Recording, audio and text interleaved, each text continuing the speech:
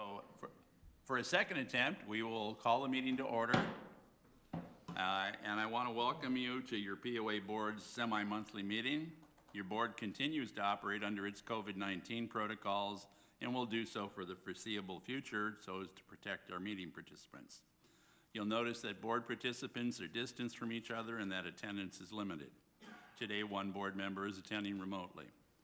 Even in this era of restricted attendance at meetings, transparency is extremely important to the board, as is community feedback. To facilitate these objectives, our meeting today is being live streamed, we hope, and there is an opportunity for you to comment and ask questions as we go along. We are also recording the meeting. It will be posted on the POA website. Today's COVID operations update, I'm going to review the contents of Governor Lee's most recent executive order, and Winston and Mitzi will be discussing what we know about the vaccination process as well as any operational changes. So with that, may I have a motion to approve the January 6th, 2020 TVPOA board meeting minutes as presented? Motion. Second. Any changes?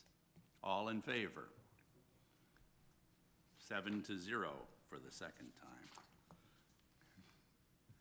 Okay, that brings us to the COVID operations update, and I'm going to talk to you very briefly about Executive Order number 73. Recently, Governor Lee issued a new executive order. It describes all of its provisions as currently in effect. Executive Order 73 only consolidates and restates previous mandates. The order is 21 pages long. The language is the same as what we've been operating under for many months.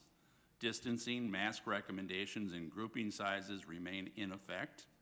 In essence, this means nothing has changed relative to the state requirements that apply to Tellico Village operations. What has changed is the expiration date. Previously, the referenced executive orders were to expire on January 19th. Under this new order, they're extended to February 27th, and it's my expectation they'll be extended further. So Winston and Mitzi are now going to talk to you about operations and give you an update on vaccination distribution. Mitzi, the floor is yours. Thank you, Rick. One thing I want to talk about is reservations. This deals with COVID reservations when it comes to rooms. That's been a big question during this whole COVID is people are confused with, well, where can I rent a space? How many people can my entire club, attend? And so I would suggest, if you're looking for a place at the Yacht Club or POA office or Beth's building there at the Welcome Center, to get in touch with that particular area. You can call me, you can call Andy, you can call Beth. But what we have done is taken each room and counted the availability and the space that's available so that we can, social distance those tables and those chairs, whether a mask is required or not, those type things. Each department has taken that into consideration, being careful, following all the protocols that we need to.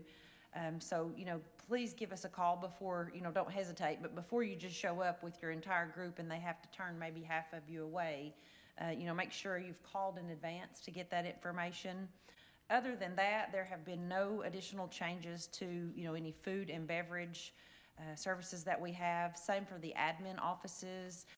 All those particular protocols are still in place. I did reach out to the recreation department to see if there have been any changes relating to COVID there. I was informed that we are offering outdoor wellness opportunities, biking with on the golf course with Chris Sykes. Many of you may have seen that. We have had 35 to 40 people sign up each time for these bike tours. They are also hiking the village now on Fridays with about a dozen people attending. Even in the cooler weather, people are trying their best to get outside. We have mountain biking program on select trails. We have small group training with TRX and functional training at Chota Open Space Gym.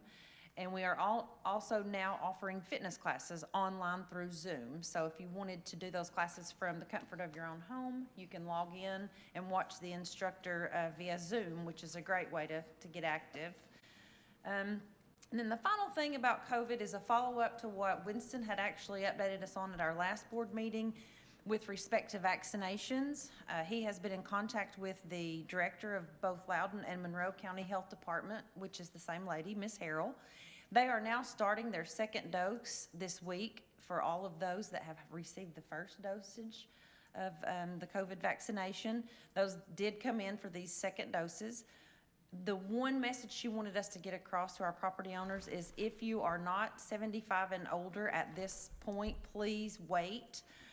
There is the waiting list. I did notice that in yesterday's telegram, Beth and team put out a lot of additional information regarding the sites that you actually go to and how to get on those waiting lists. And there is a link that you click, and it just simply says if you are 75 or older, please click on either the Loudoun or Monroe County link below to join the wait list for the COVID vaccine. And again, you know, Ms. Harrell did let us know to be sure to make sure everybody understands what kind of a waiting list they have. As of right now, the number is 4,463 on the Loudoun County waiting list alone. So that's kind of what we're facing right now with that. And that is actually the end of my update, Rick, if you all have any questions. Any questions for Mitzi? Anything from outside? Yes, Bruce. I do have a question. It's for Missy or Winston. Is where are we on the Dr. Martin situation? Nowhere. It's he's continued to push to try to have some sort of a pod set up here to do, for lack of a better term, mass inoculations, but it's not got any traction yet. Maybe as these numbers increase to the size that Mitzi's talking about, maybe they'll reconsider, but right now, it has not.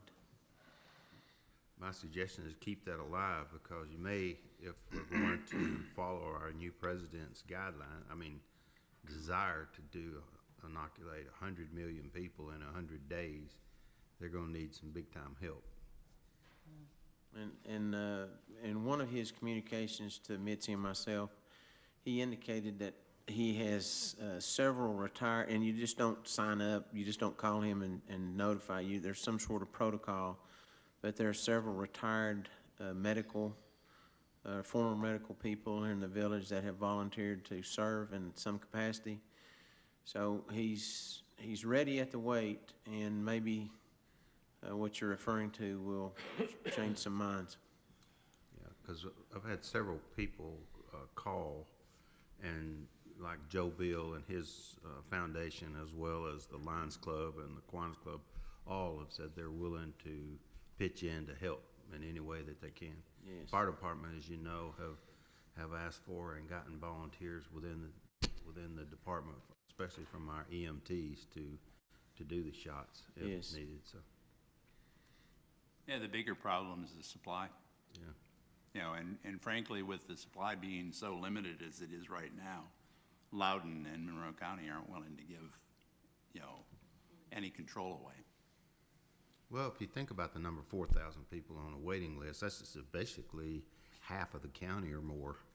And so that's basically saying we haven't done a good job in the county of getting the supply in, because you can't give vaccinations if you don't have the supply.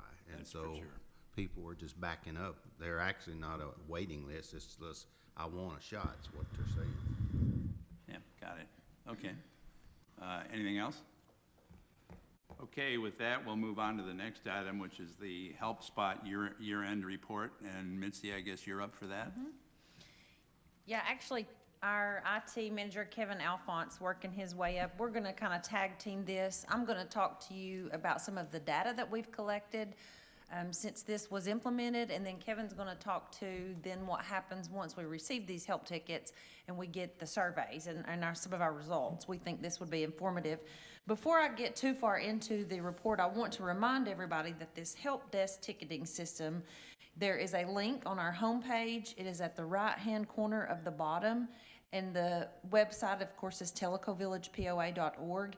But on all the other pages that you go to, when you click through, if you're going to be on the golf page or the food service page, at the bottom, there is also a click here for Help Spot. So we've tried to put that in front of everybody, no matter where you are, of course, we send that out in the telegram, but I do encourage you, once you see my report today, I do encourage you to use this. And without further, Shannon, if you'll go to the next slide. To date, we have handled 1,115 help spot calls, and that's since August 19th. We average about 7 calls a day, 68 of which are responded to within 30 minutes or less, and then 100% of the tickets are responded to within 12 hours or less. So we think this is very important for people to know.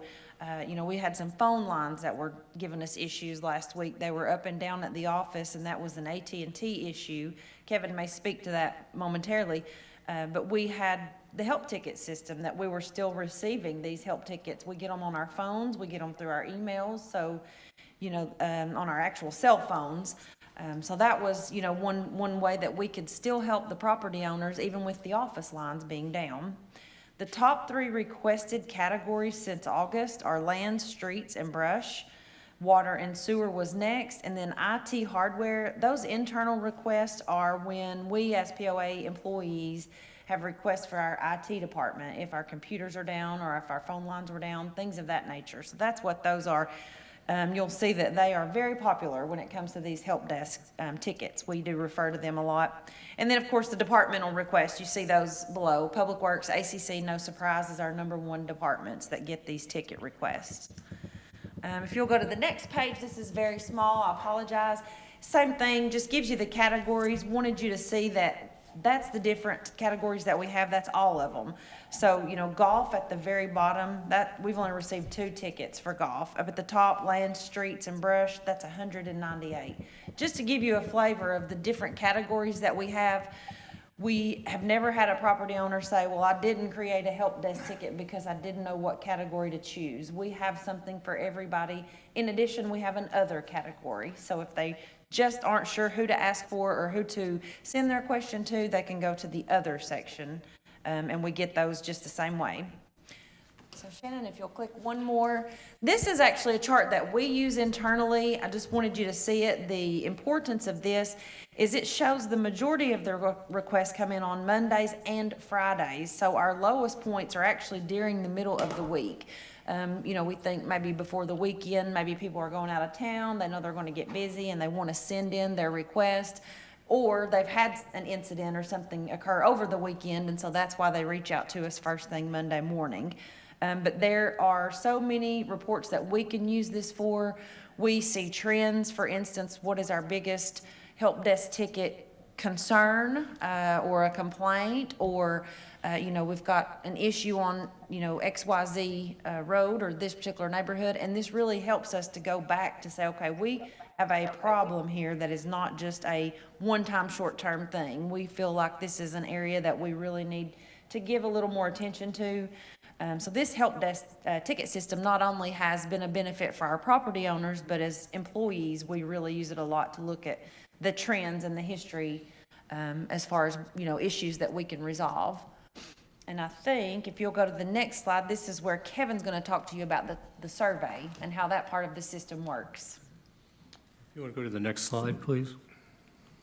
So I'm going to briefly go over the results that members get of our post-support surveys. There's 2 parts to our HelpSpot system. There's the actual HelpSpot software where when you ask for a ticket or request a ticket, that's HelpSpot. Once that ticket is resolved and there's a resolution to the problem and the ticket is closed, then a member is sent an email with a link to take a survey. And that's what I'm going to go over briefly with you today. So every week I receive an email from a company called Thermostat. And Thermostat is our third-party survey producer. And that email will show me statistics about the previous week's results of the surveys.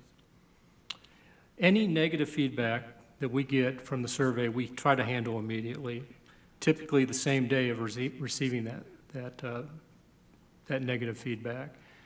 We at least send an email out to the person who has sent us a negative survey and let them know that we'll contact them within the next business day. I typically call or email the member, and I try to involve the staff member who took the ticket initially in and getting back in touch with them. And there are a variety of reasons that a member would leave negative feedback, and anything from simply not liking the answer they're given, to seeing that one of the correspondents may have ended up in their spam folder, or to a legitimate, actual legitimate negative experience. So our goal is to provide 100% feedback to our members, and as you can see on the next slide, we come pretty close to that goal. This is the Thermostat Dashboard that I go to weekly to check our results. Right now, we have a 91% positive satisfaction rating. Over the last year, we have administered 593 surveys. We've had 106 positive responses and 11 negative responses to that. Underneath that radio dial that has 91, you'll see there's 4 tabs there. If you go to the next slide, please. The month tab shows for the last 4 months that we've been collecting data. November showed the most negative results for us, and that's easily explainable by the number of complaints we had for political signs.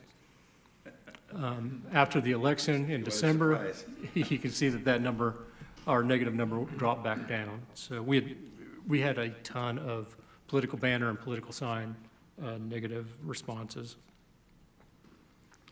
If you want to go to the next slide, please.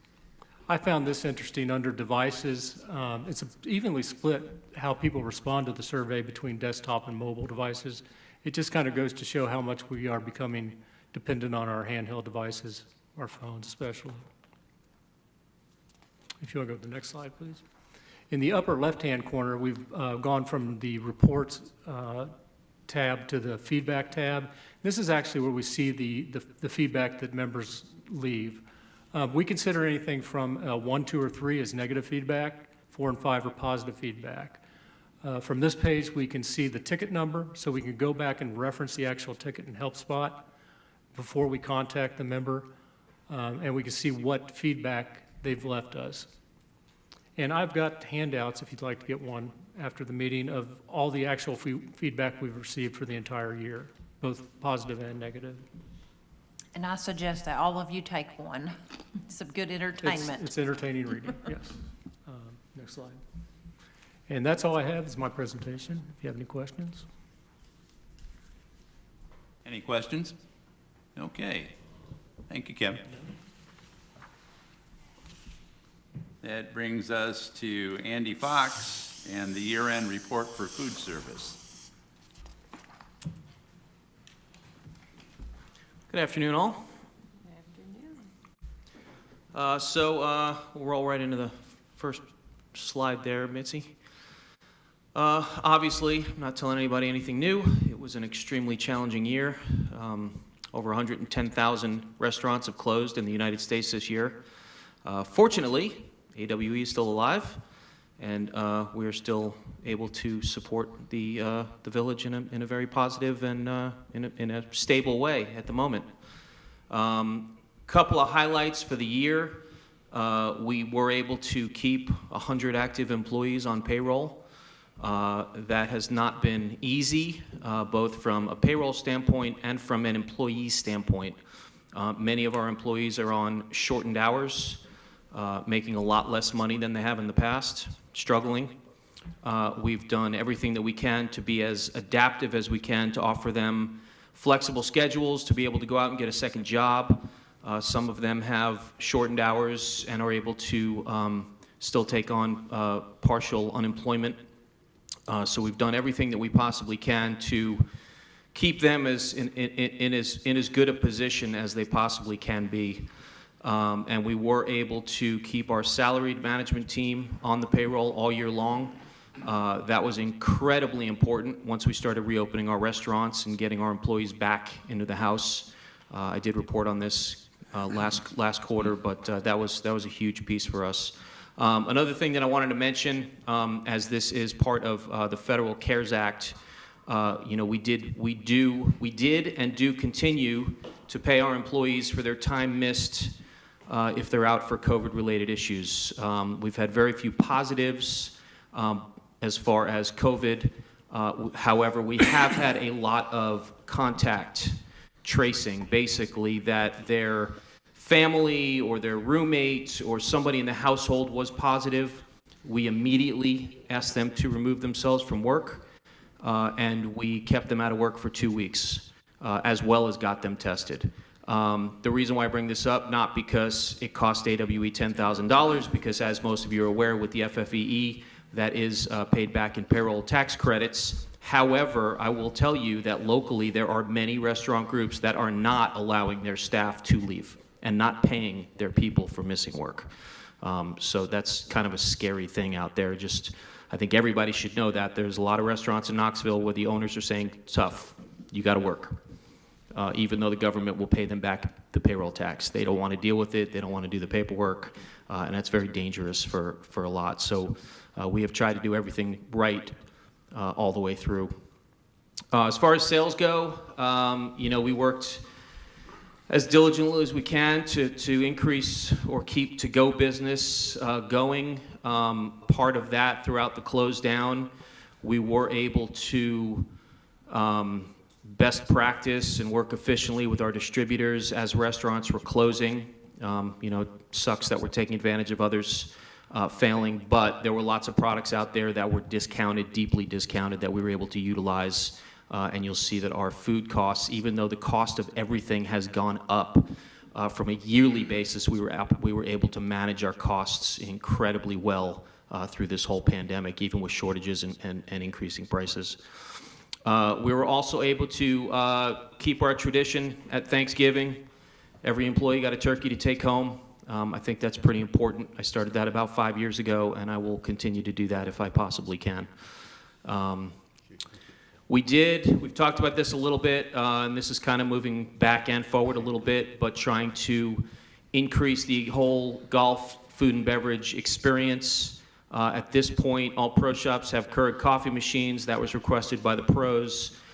Snack racks are being worked on. I think a couple of pro shops actually have them as of last week.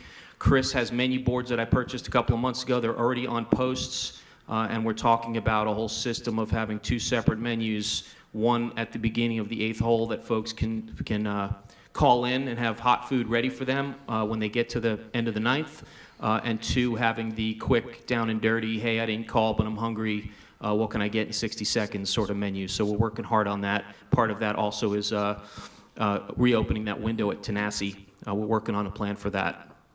On top of that, I just got with Chris last week, and we are looking at doing cost, as long as it's cost effective, and we think it will be, trying a beverage cart this year, a full snack beverage cart at one of the courses, and see how we go with that.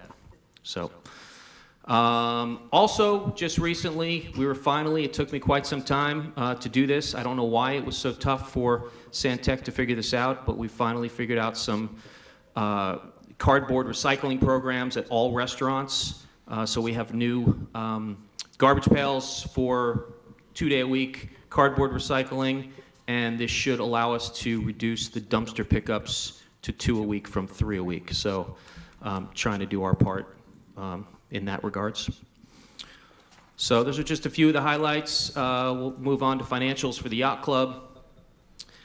Incredibly, I mean, you guys have had these financials a few days now, so incredibly, we were down 40% for the year.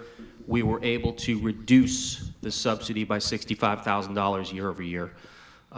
Again, that was the team doing an amazing job of efficiently running product costs, efficiently running labor, just doing everything that we possibly can to maximize revenue and control the costs.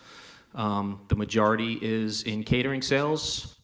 We had 10 or 12 weddings that canceled this previous year, and the weddings that we were able to host went from 250 to 50, and it was what it was. So again, we maximized everything that we could with the rules in place to get everything that we possibly could to the bottom line, and I think the team did an amazing job at the end of the day. So I'll move on to the next unless anybody got questions on the Yacht Club. Steve? Andy, on your Yacht Club, you're showing a Can't hear him. subsidy of, can you hear me?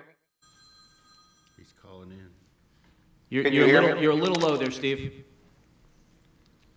Can you hear me now? Yep. Yes. On your chart, it shows a subsidy of 32,000, yet in the financial statements, it shows a yacht club subsidy of 56,000. What's the difference? So the 24 is the utilities.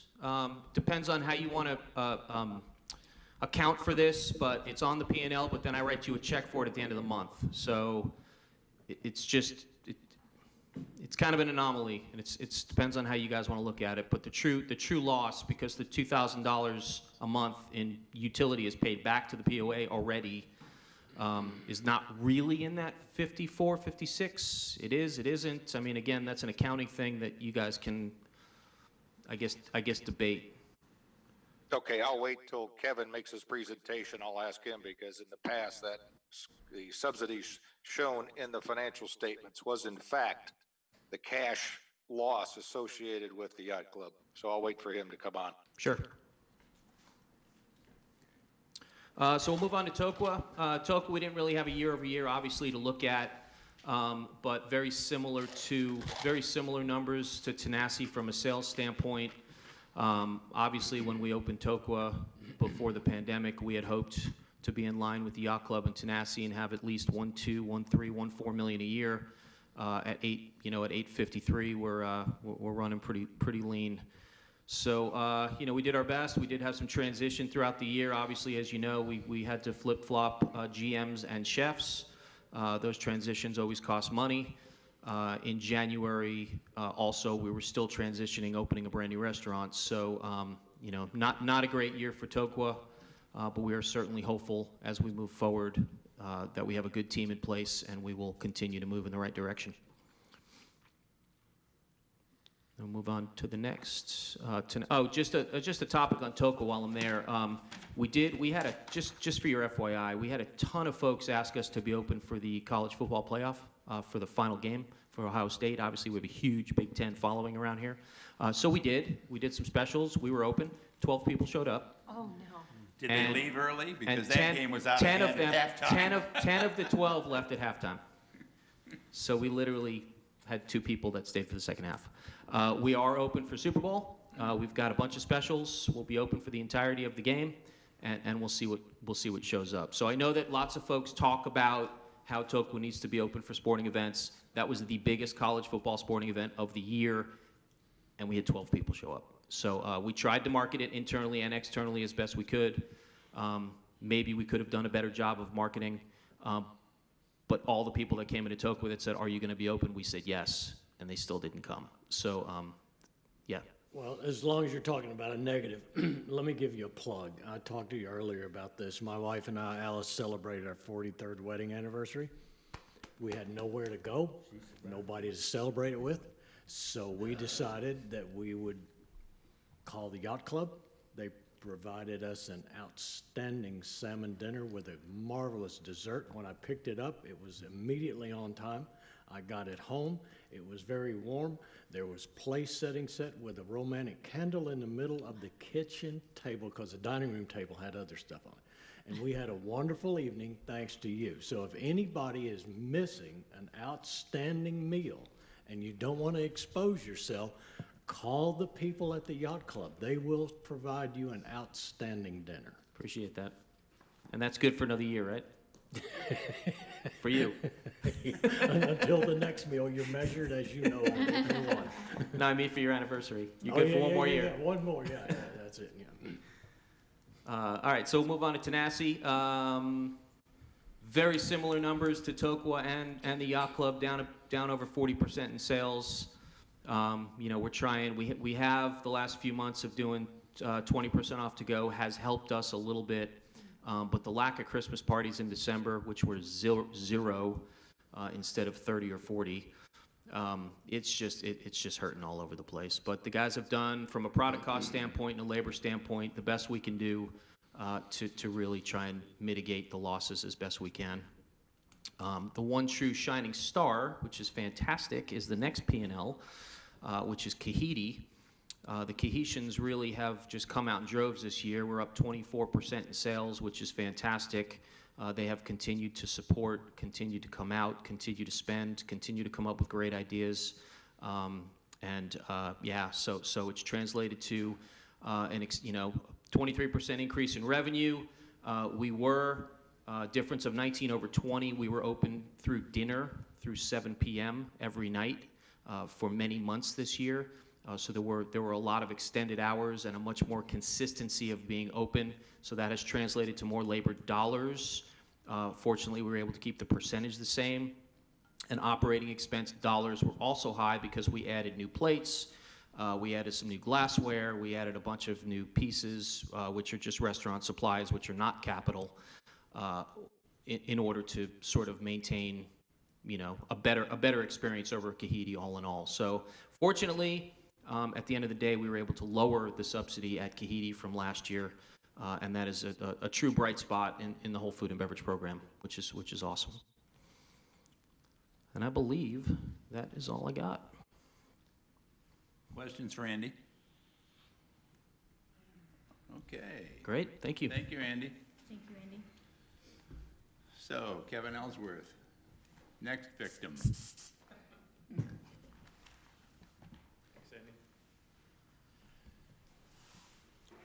I was going to tell Andy, you're only as good as your last meal, but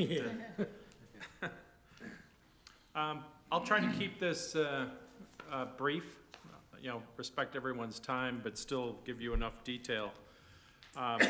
We ended the year, December continued to be the outstanding months that we've experienced for most of 2020. Activity throughout the village remained high. You'll see in our operating stats, we finished up with assessed lots at 6,395, which is about 4 lots higher than we have as a jump-off point in our budget, which we started back in, August, September timeframe. So POA lots sold, again, the marketing group, 72 over budget. On the public works side, higher volume across the board, transfers, tank installs, permits, utility volume.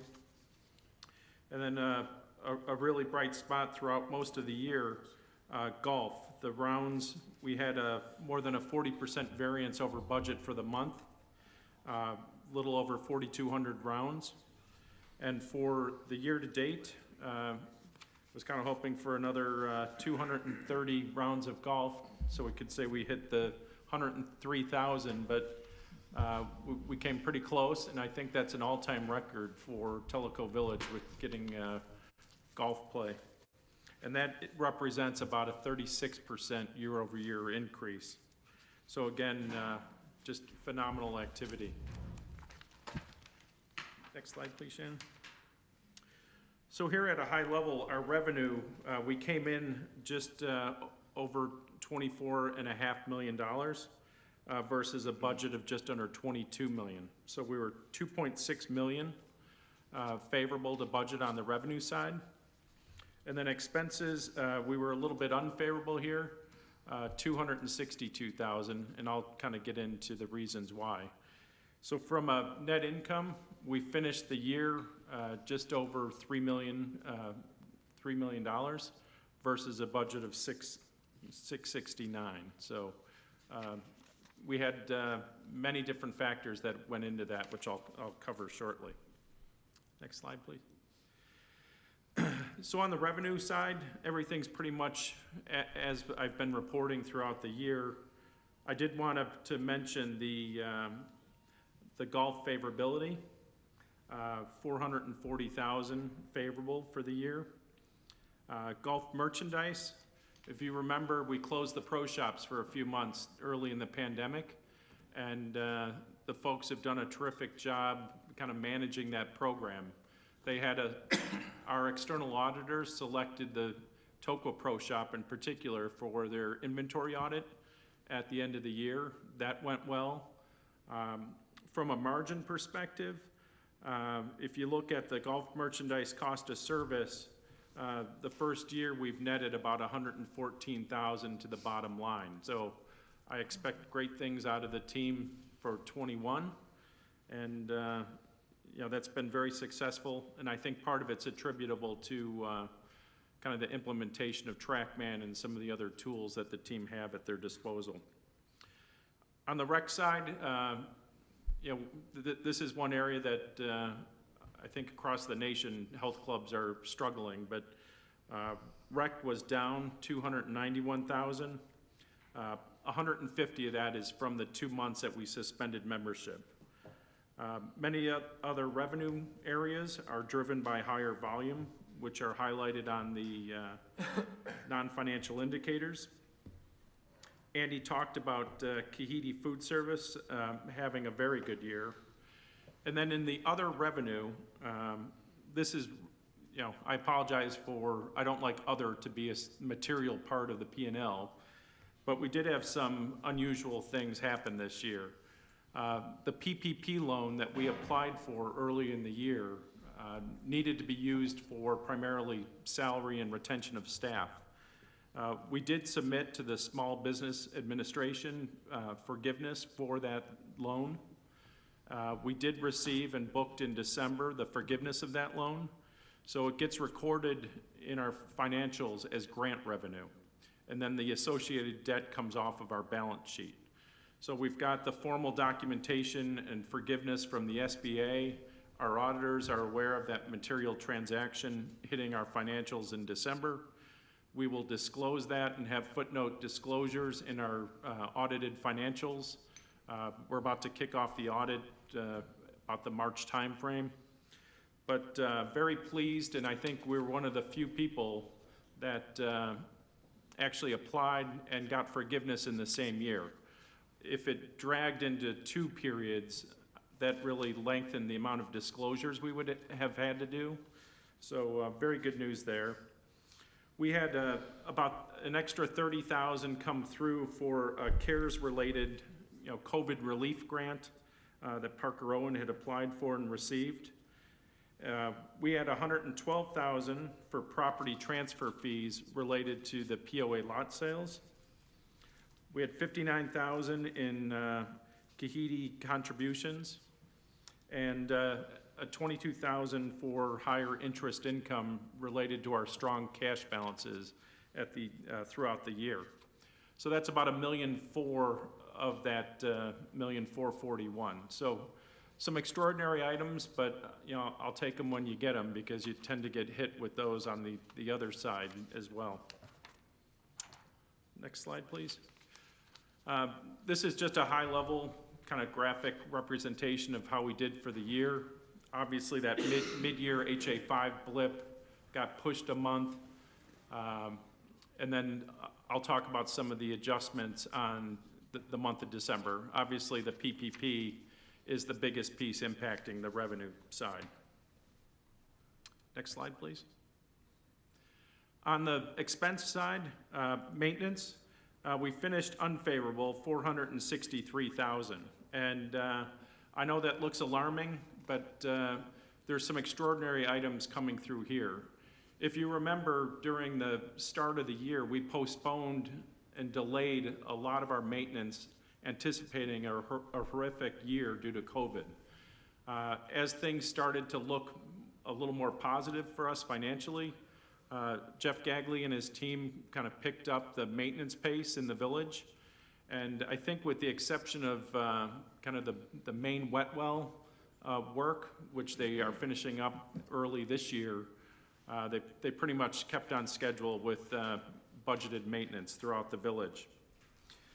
What is running through here is when you made the decision to pursue legal avenues and step away from the metal roof, we did have some construction in progress on the balance sheet, which we did subsequently expense, since it would never culminate into a tangible asset for the village. We did the same thing with the water tank. We had some design work and expenses that we incurred early on for that new water tank. And as that project has been shifted due to the LUB contract renegotiations and the additional pumps, that asset would never culminate on our balance sheet either. So those 2 one-time adjustments, The Wellness Center roof was $376,000, and the water tank was $176,000. So we booked almost $550,000 through that maintenance line. So if you exclude that, we were basically just under year-to-date on maintenance. Salary and benefits, we've always had favorability throughout the year. You'll notice on your key non-financial performance indicators, our head count for December has, jumped up to 105. So we're making some good progress on some of the hiring. We also had some, Andy alluded to it with AWE, we also had some favorability due to the COVID-related tax credits that we too as an employer are offering. Pretty much all the other expenses, contract labor, one thing I wanted to call out here, even though we were only 15,000 off versus our budget, in the Wellness Center rec area, we were about 78,000 unfavorable, and that was really tied to Simon's additional temporary staff to help with cleaning, et cetera. And that was really the justification for his request for full-time headcount in the 2021 budget. On the yacht club subsidy, Steve, before you ask your question, I jotted it down. I will reconcile both the subsidy that Andy gives us every month on an invoice as well as the utility. Your comment was exactly correct, so I will get that to you. Cost of service for water and sewer and tank installs are all volume related. Taxes and license due to higher D&O insurance as well as some additional vehicle insurance as we brought on vehicles in the village. And then for other, it's really a gain on the sale of POA lots for 177, which helped at that favorability. So again, we're slightly off net total expenses by 262,000, but there was some balance sheet cleanup that we did. Yes, Steve? You may want to mention that the maintenance item that you talked about, where you had to write off your construction work in progress on the roof of 376.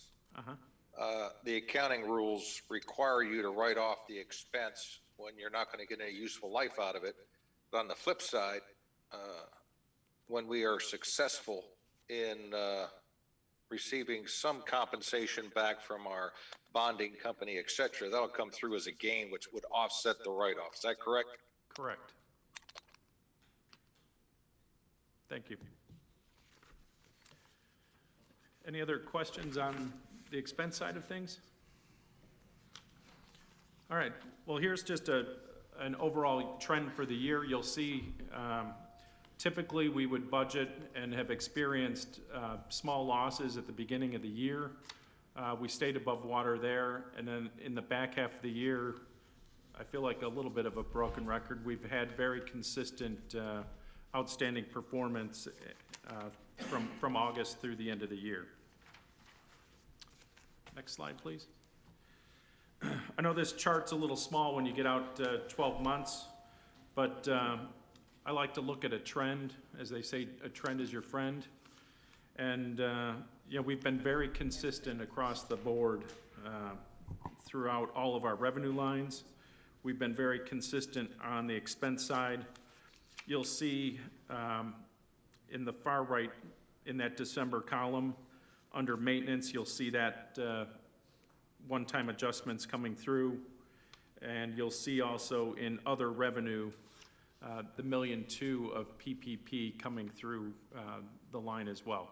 So that's really the basis for that earlier chart where December just looked like a complete anomaly. Next slide. I'll skip over this pretty quick. Basically, it's my rate volume on the utility side of things. Again, obviously December was a little bit of a wetter month and irrigation basically stopped. So our water usage month to month has decreased, but for the year we're basically a little high on utility usage. Next slide.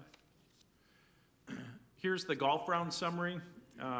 Again, outstanding performance for member, daily, and prepaid rounds.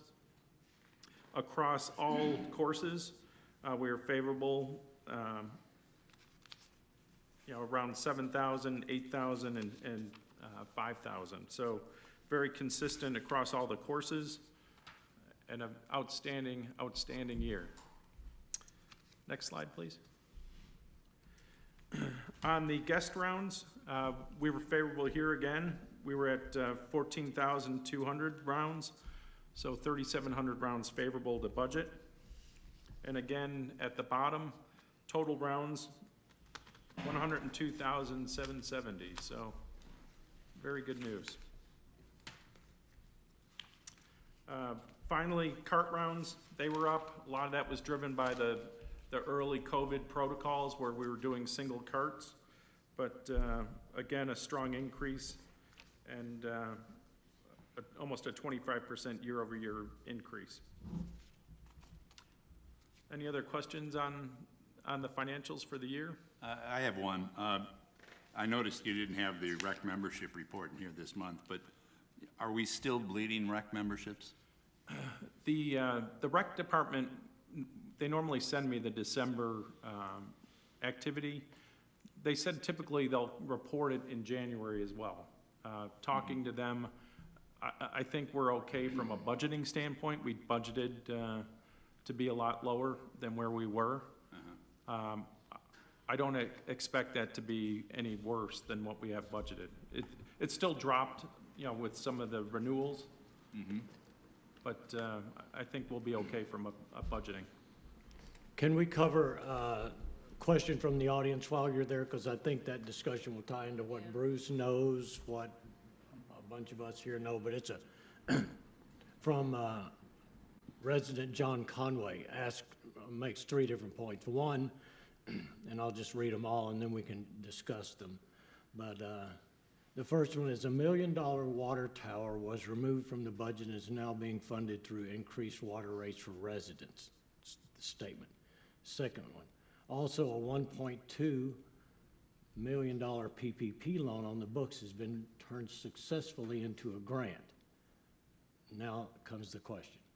How will these windfalls to the budget be allocated, and will they have an impact on the annual assessment rate increase next year? So, first of all, we did have and we've reviewed this multiple times, but John asked a question, so let's do it again. We did take the water tank out, so we're not gonna have to build that. But along with that water tank, which was in the preliminary design studies, there were water booster pumps associated with that. Right. Okay, and I brought this up before. I'll read this off real slow so somebody can go look. But our water rates in Tellico Village and Loudoun County, particularly Tellico Village, and you can find them here, were extremely low compared to the surrounding East Tennessee counties and cities. What this water rate did is bring our water rate up to the same level in Loudoun County. Residents. Right. Residential water rate. So yes, we did have a water rate, but we, for, what was it, 20 plus years? Yeah, 2002. Had an I want to call it, it was really, really low. And we were all hoping that it would stay really, really low, but knowing it wasn't. And that negotiation took place, and part of that was the water tank.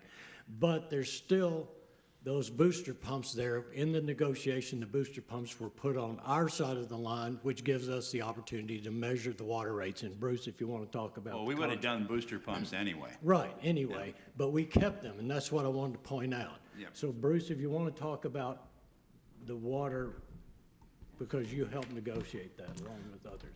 Yeah, I'd be glad to. Thanks, Pat. Basically, when we got into the negotiations with LUB for a new contract, it was obvious very quickly that we were going to have a rate increase. Our objective was to make sure that as we got that increase, that we got the water pressure and volume that we needed now as well as in the future.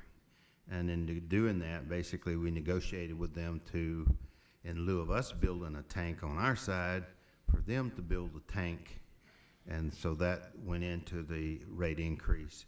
I would recall that the basic increase as it relates to our new LUB contract was only like $5 a month.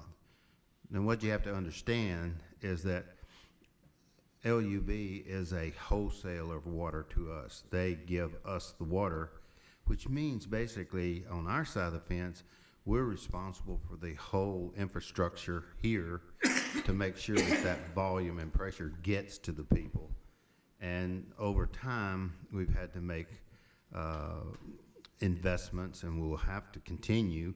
Part of that was what Pat just mentioned, was the use of booster pumps, that once we get the water from LUB, to get it to the tallest hills that we have here in the village, and so that people can not only take showers, flush their commodes and all, but they can, with the luxury of water in their beautiful lawns that they have. So that's part of it. Now, when you hear the $5 increase as it relates to LUB, that's just for them to give us water. We then had to increase our rates internally to be able to pay for the infrastructure repairs that we have to make. And so there's two things involved in your water bill increase: the part attributed to LUB's cost and the part that's related to our cost. So in total, both of those, I think it's a 22% increase, something like that. But just keep in mind that the increase that you got from LUD has nothing to do with our infrastructure. Correct. Also, for the sake of clarity, because this comes up a lot too, to help people understand, the water and the sewer fees support what? Does it go into boat docks, golf? What is it? No, it's what you just said. It's for water and sewer related infrastructure and or operations. So can golf, water, back up, golf, recreation, boat docks, restaurants tap into the water sewer fees? No. No, no. Okay, and water and sewer fees don't go to the other assessed revenues and pull money out of them? No, we keep water and sewer reserves for that reason, is for any unexpected maintenance or additions that we have to make. Now, occasionally that reserve account dips low. We have to increase our rates to make sure that we keep the reserves adequate. Okay, so now the second part, a $1.2 million PPP loan on the books has been turned successfully into a grant. And I've got a couple of comments that I would like to make and then open up, because we had a long debate on whether to take that or not, and the controls that we were going to put in place to guarantee property owners that it would turn into a grant and we would not be nailed with an interest-bearing loan. So yes, we did take a loan, or take a loan that became a grant, and as Andy talked about, this kept people on the payroll. So when the sewer, I had two during this same process, when my sewer pump light goes off, they were out there within minutes. When the water leaks happen, when the sinkholes happen, this kept people on the payroll. We also hired additional staffing at the wellness center and being temporary, well, I want to call them rental employees, but they're not. They're, what do we call them? Contracted employees. That generated an extremely high turnover, so there was a constant training going on there. We kept all facilities open for the property owner members by following the Tennessee government guidelines that related to the PPP loan. We also hired, due to property owner request and complaints and pointing out to all of us board members what was really happening in Tellico Village, we hired 2 additional inspectors, and our ACC changed the Blue Book, making specific requirements of an engineered drainage plan. And then we had Sue and her team study Tugaloo this year, and we're anxiously awaiting the summer of '21 to see how that plan is going to work. And just to throw in another big controversy, it didn't cost us any people, but there were a lot of people involved. Rover Run Dog Park moved and has made a very garden-like looking place. So this PPP loan can be looked at as a windfall, but a huge amount of that money went to keeping this village operating. And as we've discussed before in these meetings, it would have been a lot easier and a lot less controversial just to shut everything down. But that's not who we are, and that's not what we want to do. So that was my statement. Now you guys. Yeah, Pat, the one thing I want to point out to not only the board, but everyone listening, we finished the year with an extremely strong cash position and balance sheet. I want to point out on the repair and maintenance reserve, we were up almost $1.9 million year over year with a higher balance. We finished the water and sewer, to your point, Pat, almost 395,000 higher than the previous year. Now, operating cash, we're at about just under 3.3 million in operating cash. The board has set a kind of peg balance of $1.5 million is what we'd like to operate with. So yes, there's excess cash right now in operating cash, but I will tell you, and Parker's going to talk about it shortly, we've got over $1.3 million of capital that deferred into carried over into 2021. So when you look at our CapEx for 2021, we're over $3 million. And for us, we usually try to keep it around the level of our depreciation. So we're replacing assets and kind of managing that cash flow. I think it's important, though, that you take a minute to explain why that 1.3 million carried over. Because what happened is we took That's when we, I know, we took the 2019 budget, compared it to the 2020, and you guys in finance and the Finance Advisory Committee virtually rewrote the budget predicting when COVID started that the absolute worst was going to happen. well, we were in a cash conservation mode. Absolutely. And by the way, I'd only add this, COVID's not over. No, it's not. It's worse than So, it was when you we know, did all of this. Frankly, I'd tell you, we have no idea what might hit us this year. So, Okay, so- we're in a very conservative, cash-conscious Yeah. mode of operation. Okay, so then his last comment, how will these windfalls to the budget be allocated, and will they have an impact on the annual assessment rate increase next year? First of all, the last 2 years were explained to the residents when the residents and the board and all property owners, the majority of property owners, decided that we had to have and needed, and correctly so, replace the double wide at Kahiti and build a new Toka clubhouse. We did that and explained to the property owners, expect a 5% increase to rebuild those reserves for a minimum of the next 2 years. That was last year and this year. Actually, it was 3, but. 3, but we look at every single year. There is no walking into these budget meetings in August and September saying, well, try to talk me out of 5%. It is how can we keep it as low as we possibly can and maintain the standards of this village? Now, again, we all have friends and we all debate, but my friends, I ask, what are you willing to give up? We can go back and we can say, okay, it was 5%, and now we have the buffer. We have the reserves in place to handle the next level of emergency or need. But if you want a community center or an amphitheater, or you want something really bad, what are you willing to give up? That's the point that we're at today. You want potholes in the roads? You don't want to pick up brush anymore? When your sewer pump goes off, you don't want that 15, so we're at that balance point now, and that's what we'll be looking at, I predict, for the budget that we start writing in 2021. And I hope I answered the question.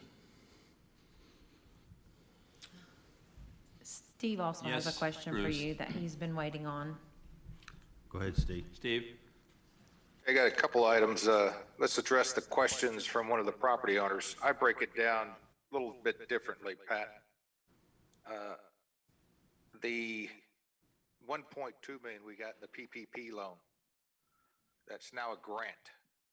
How will that affect our assessments? Well, it will somewhat reduce the time frame to where we get to our targeted $9 million in reserve fund balances. Till we get to that 9 million reserve fund balances, we will continue to have a 5% increase to make sure we're financially stable.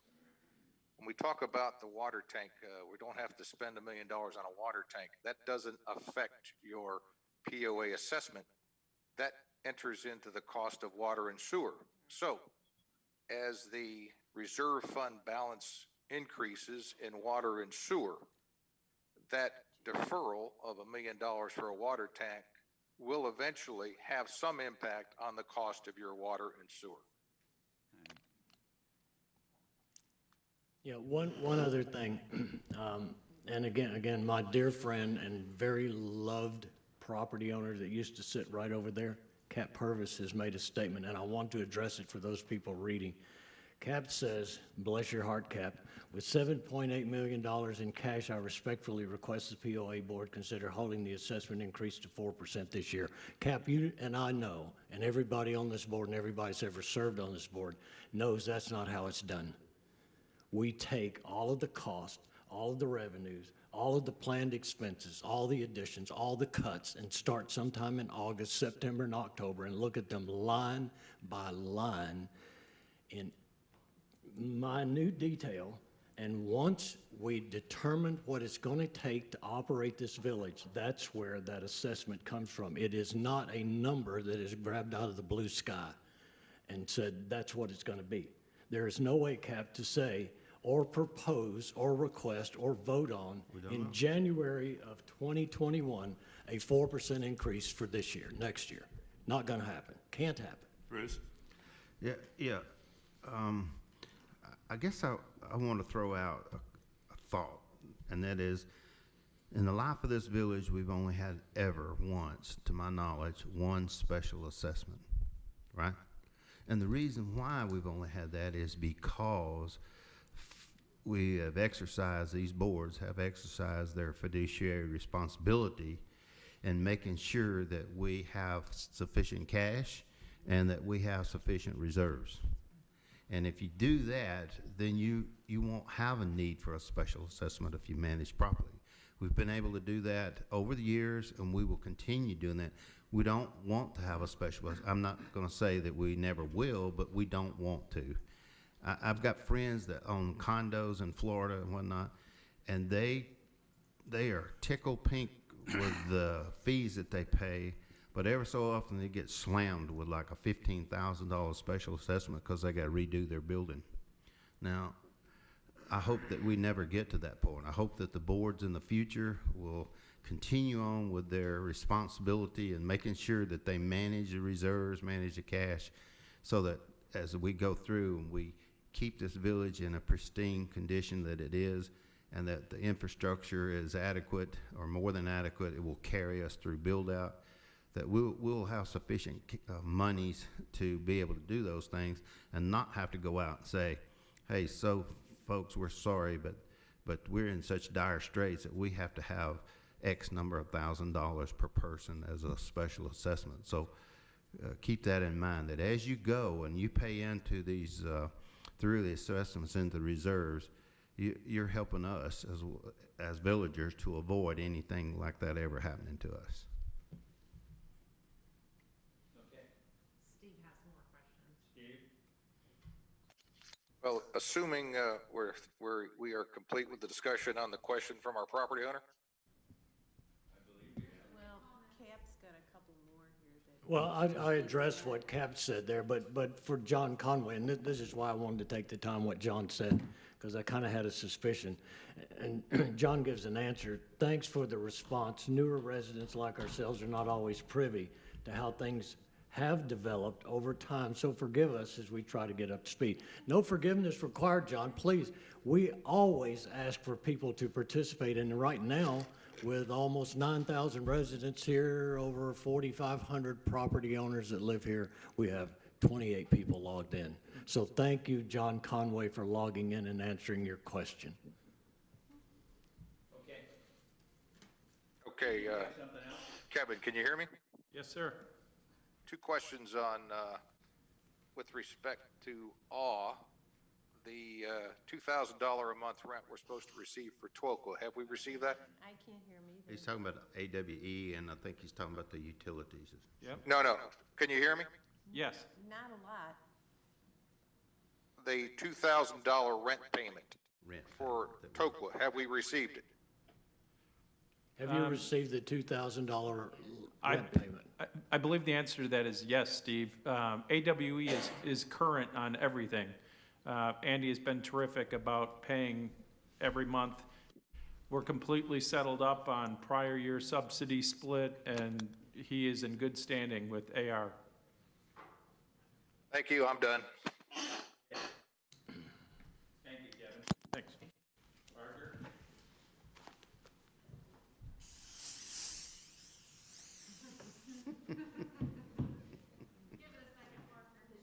Yeah.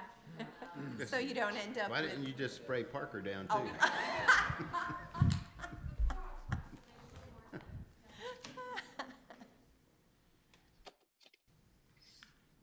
Never mind following Kevin, because I know my station will be spotless, clean, and disinfected.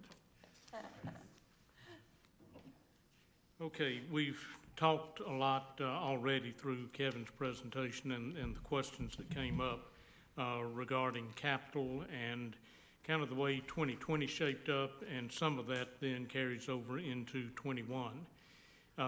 This is a two-page, you're seeing on the screen the first of two pages of the 2020 capital plan project variances. This is through today's board meeting. And you'll note that the fourth column, which is the actual column, is just about completely filled, meaning that those projects have been completed, closed out, and capitalized on our books. Therefore, we can determine the actual cost versus the authorized cost back when the projects were approved. A couple of things to note on this first page. About 2/3 of the way down, the Kahidi Community Center patio heating, that was private funding. It is, however, a POA asset, so I show it as part of the capital summary. It was not budgeted, but I make an adjustment when I calculate the percentage variance from budget to acknowledge that no capital plan funds were used for that project. We had a couple of unbudgeted projects in addition to that. The TrackMan Golf Simulator, some utility vehicles in ACC. Those are the primary ones on the first page. You'll go to the second page, please. Okay, unbudgeted projects continue and truly are the greatest source of unfavorable variances from plan in 2020. The new grapple truck purchased by Public Works, $161,000. That had been planned for 21. The need was to pull it back into 20 as our existing equipment failed and wouldn't make it through the year. We also, as an unbudgeted item, installed a UVC air purification system for the Wellness Center HVAC system.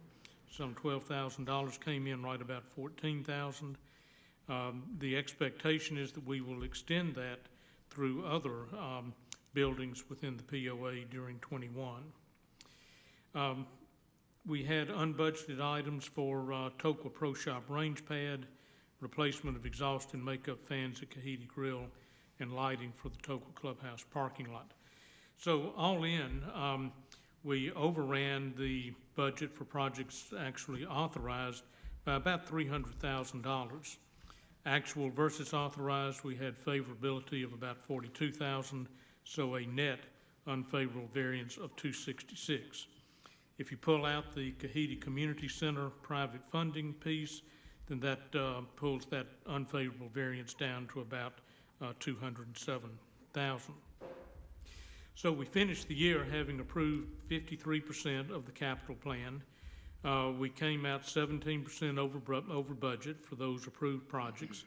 But if you pull out the patio heating project that was privately funded, we were 13% over budget for projects approved to date. We are carrying over into next year the replacement of the Wellness Center roof. I'll talk more about that here in just a moment. And we also have budgeted into next year $92,000 for flat roofs at the Wellness Center. So the projects remaining are not authorized or executed during 2020. Next slide, please. This is the list, and projects indicated with an X. There's about $62,000 worth that were deemed not to be required or needed in 2020 and will not be pushed forward into a later year. And it's for various reasons, but $62,000 not used and not needed to be used. The largest item is the carryover, either projects or dollars, into 21. And you see those items indicated with a C. The largest of that is the water storage tank at Coyote. We're not carrying the project over, but those were dollars not used for a storage tank. There is, however, $300,000 budgeted in 21 for booster pumps, and another $300,000 budgeted in 22 for booster pumps. We had a couple of items where we had money remaining. Water meter replacements, we did not get to complete that program as planned because we couldn't get the meters. Like lots of materials and supplies and equipment, that has been impacted by COVID, and supply lines have been not cut, but have been delayed in getting the product to us. HVAC replacements, we replaced those as needed, and it turned out that our equipment made it through the year, some of it without failing, and so we had almost $20,000 left over there. So about $1.5 million total that was planned to be executed but did not happen for those various reasons. We'll go on to the next slide, please. A check of. Before you do that. Yes. I noticed Jeff's in the room. Where do we stand on the report on the water, on the waiver attenuator?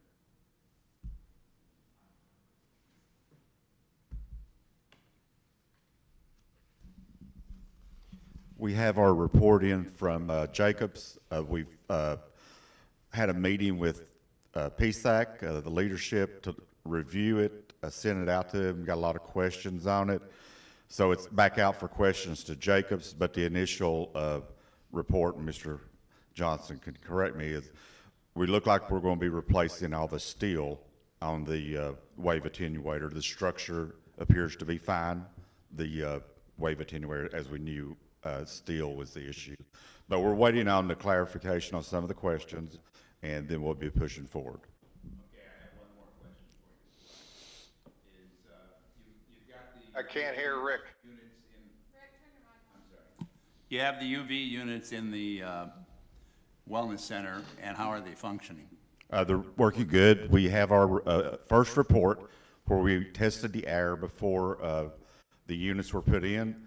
Yesterday, they come and did the second report to balance it out, and we'll get the results, and we'll report them back to the board. Everything is looking good as far as contaminants in the.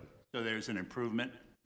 No, we don't know that for We sure don't know yet. that yet. But what I was getting at is the contaminants that we found was mostly a lot of cleaning supplies that we use to disinfect the equipment now. So I will say Simon is doing an excellent job cleaning his equipment. So Jeff, I have a question too. On back to the wave attenuator. So they inspected more than just the wave attenuator at the yacht club, But correct? they did Tenacity also, yes, sir. So- And they found minimal damage there. A few boards will have to be replaced. They also give some recommendations on some stuff that we will do in-house, and already have prioritized that, and the crews are working on Would those. it be fair to say that that's not going to cost us $220,000? Too early to say. Thank you. Okay.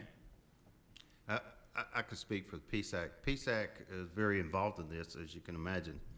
And they took the report and went over it with a fine-tooth comb, gave the comments back to Jeff and Clayton, and now those have been sent back to Jacobs for answers.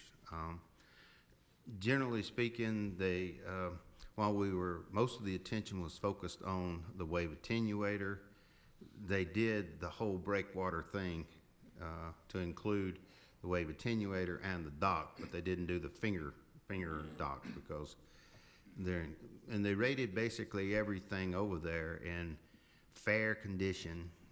And the reason why they didn't say good condition is because there needs to be some maintenance done on it, like boards need to be replaced, cleats need to be replaced, etc. They rated the steel plates. I think the rating was severe, and the reason why is because they got cracks in them and they need to be either re-welded or replaced because of the age of it, over 25 years. I think the PSAC will come forward and say they recommend, provided they get the answers from Jacob, that they're going to recommend replace them all instead of welding them and whatnot. Now, we could weld them if we needed a stopgap measure, but we don't think that would be necessary. Now, the other thing is that in that 220,000 that was in the budget, there was nothing in the budget to cover the tenacity thing. And they just did that as part of the study. So I understand that. So any repairs up there are not in the budget. I know that. Just so you understand that. But the good thing is that everything up there that needs to be fixed basically would be covered in our normal maintenance budget. So it is in the budget in that regard. So, but anyway, the PSAC's looking at it. They're very involved in it, and I think they and the department are working toward a recommendation that will so basically is that we need to get this done before boating season starts. Right, okay, fair enough. Back to you, Parker. Okay, thank you. So, check of cash flow, Kevin earlier alluded to the strong cash balances that we have on both operating cash and reserves. The budget was made up to be funded mostly from current year's cash flows and a modest drawdown of reserves. We had a planned drawdown of $343,000 that you see in that budget column on the left side. We also had budgeted $668,000 of positive net income. We blew by that by over $2 million. And so you see the projection numbers on the screen there. Depreciation, we underran a bit because of timing and the fact that we did not execute the entirety of the capital plan as budgeted. Capital expenditures, we budgeted right at $3 million. The project variances, as you saw on the previous slide, some $266,000 unfavorable, but capital deferrals from 2020, we didn't spend $1.3 million worth of capital projects that had been budgeted. So that nets out to about $1 million deferral into 2021. Net cash flows, we had projected a decrease in cash flow of $475,000, but again, strong net income and capital deferrals pushed us way into positive territory. The balance sheet that we mentioned a bit earlier, we finished the year at 3.2, almost $3.3 million of operating cash and total cash of $7.8 million. Now, I don't get real comfortable with that for a number of reasons. First off, as already been mentioned, we were conservative in pushing deferrable items, be they capital or maintenance items, into late 2020 or 21. We were and are still in a cash conservation mode, and you know, who could have imagined in January of last year what the rest of the year, how the rest of the year would have played out. So going back to the property owner's question about whether the almost $1.2 million PPP forgiveness could result in a decrease in the assessment rate, I can't begin to speculate on where the 2022 budget process will come out. We did not enter into any new bank financing during the year. We paid down debt through payments to principal over $400,000. And all things considered, particularly given the environment we were operating in, I thought that 2020 financial performance was nothing short of extraordinary. Don't want to see it again, but we made it through this first time, through a very challenging year, and came out in strong financial position at the end of the year. So I'll pause there and ask if there are questions regarding the capital plan or cash flow. Any questions for Parker there? Okay, I guess you can move on. Okay, hearing none, let's move on to some funding requests. First is a maintenance funding request for a wastewater collection hydraulic modeling system. The model would allow for detailed analysis and design of future build-out, inflows, and infiltration issues on the village sewer system. The project will cover the main components of the village's system, but will not cover individual residential systems. This is budgeted in the 21 budget for $82,000. The request is just over $80,000, $80,100. Funding from the Water and Sewer Reserve. Finance Advisory Committee did approve this at their meeting. Yes. I don't think this requires PSAC approval, but did they recommend? Yes. Highly recommended. Okay, good deal. That's actually where it originated, isn't Yeah, it? good. Yeah. And I know we don't Highly require, recommend. Yeah. any authorization not needed to be approved by this advisory committee to be on here. I was just curious. So that was the Yes. only reason I asked. And you can volunteer the next one as well. And I thought we had started practice, and I saw it was missing here, and Pat brought it up, but we had made a practice for you guys to put a statement down there like you did that the PSAC recommends this for approval. No, it was technically only if they required to approve it. Any funding request that goes through has the approval on it. There's an original funding request that we fill out that has that on the form. Right. It's a check the box at the bottom of the page. Right, and for those people listening in that don't understand what we're talking about here, there are advisory committees that are making these recommendations that go through the department managers that get approved. And what this board is asking, has both of these advisory committees touched this, seen it, and agree with it? And some of them require check marks, some of them don't. This one didn't require PSAC, but I was curious, did they recommend it? Highly recommend. Okay, good deal. Thank you. Okay, and finance. Parker, oh, I'm sorry. I assume the sentence that's incomplete in the first bullet point does not include the Kahidi neighborhood? That's just for the Loudoun County campus, correct? That's correct. Yes. Okay, so, yeah, Finance Committee approved at their meeting last Friday. The project would calculate the impacts on the system, future demands as village growth continues, really helps mold and shape the capital plans and the timing thereof to meet the sewer needs of the village in the future. Single source is being used due to the vendor's knowledge of existing systems and village expertise, and as purchasing manager overseeing the purchasing policy and procedures compliance, that approval was given for sole source contracting with Jacobs Engineering.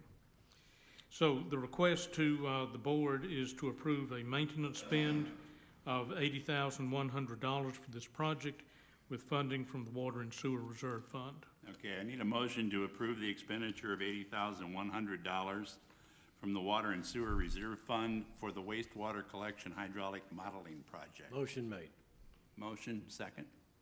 right there. Second. Discussion? Yes, Steve? Just a question to Parker and to Jeff. Will we ever get to the point of shopping this kind of work out to see if there are other engineering firms that are qualified that can compete on price and service? I think I need to defer to Jeff on that one.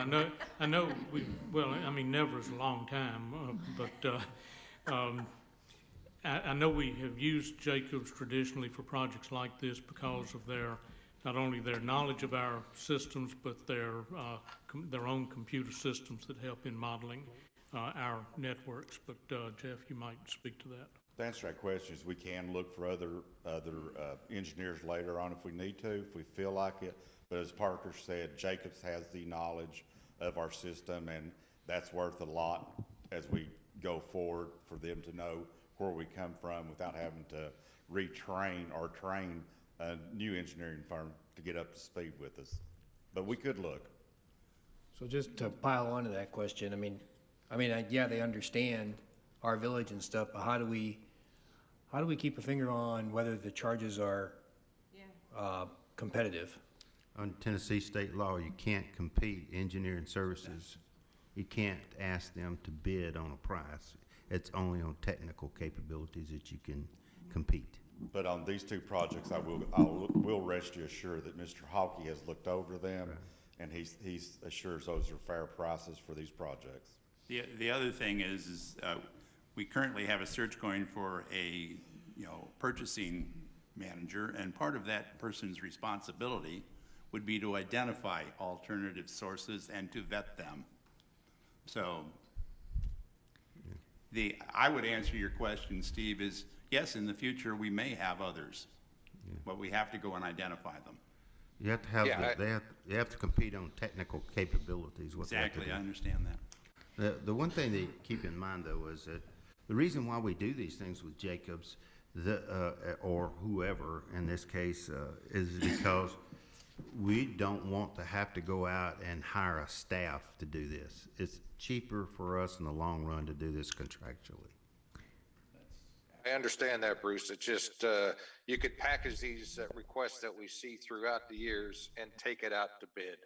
But I understand why you want to do it now because of the history, but until you go out and seek it out, and like you said, Rick will have a purchasing manager, we need to go out and shop this work. We can shop it, but, until they come forward and know us inside and out, it's gonna be hard for them to compete. For the benefit of those who are watching online, Jeff, can you please tell us who Mr. Hawkey is? My apologies. I thought everybody knew who Mr. Hawkey was. Mr. Hawkey is the vice chair of the Public Service Committee. Ed Hofer is the chair of the Public Service Committee. They are the leadership. Mr. Hawkey has had a lifetime of experience engineering water and sewer plants and tanks, so I'm very comfortable with his expertise. And I will tell you that these things coming through with the bids are very, very gone through now by PSAC, and you should be very proud of what you're getting from them. I am. Okay. Thank you. Anything else? Okay, all in favor? 7-0. Okay, thank you. Moving on to the next project, somewhat similar. This is to create a model to allow for analysis and design of future water demand and needs.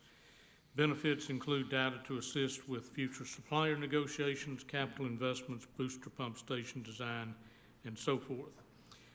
Specifically, this project will guide our booster pump build and provide data and metrics for future decisions involving water systems. Single source, again, is recommended due to vendor knowledge of the existing systems and village expertise. Therefore, Jacobs Engineering was the sole source bidder on this.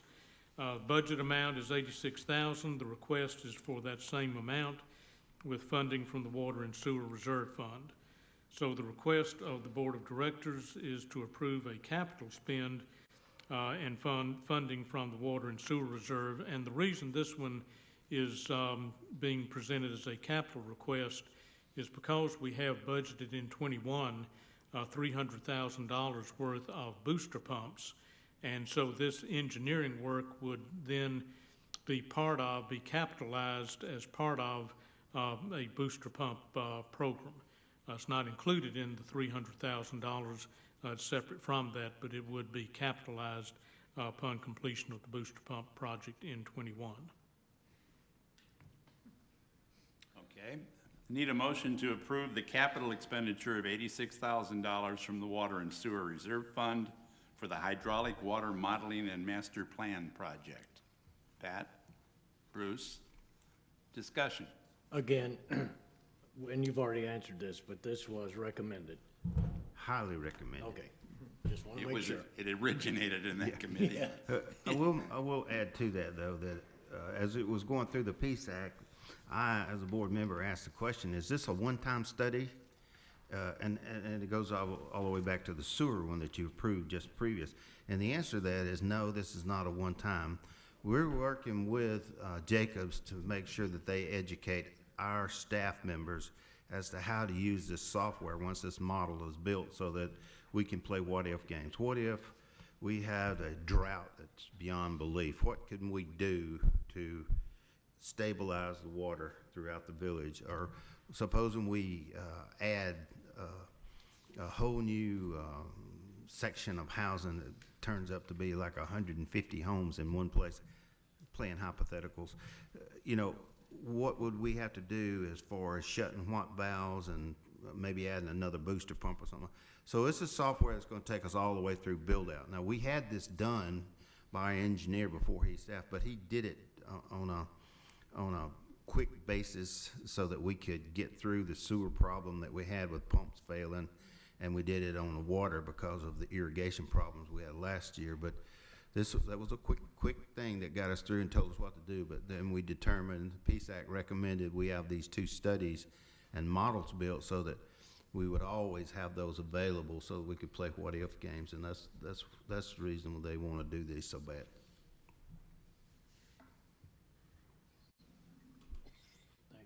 Any other? All in favor? Online questions. You got questions, Pat? Yeah, let me go find it. Statements from Cap. Do, Well, Do you want, do I you see it? I got it, I got it.